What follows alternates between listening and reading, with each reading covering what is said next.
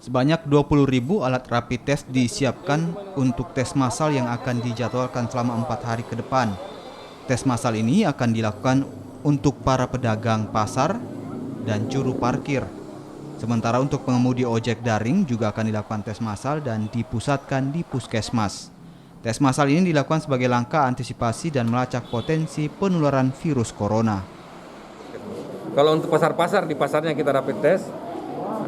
Kalau untuk ojek online dengan tukang parkir itu di puskesmas. Pasar apa saja mungkin Pak ya akan jadi? Semua pasir, rata-rata 4 sampai 5 pasar sehari. Kalau jumlah rapid test yang disiapkan berapa Pak?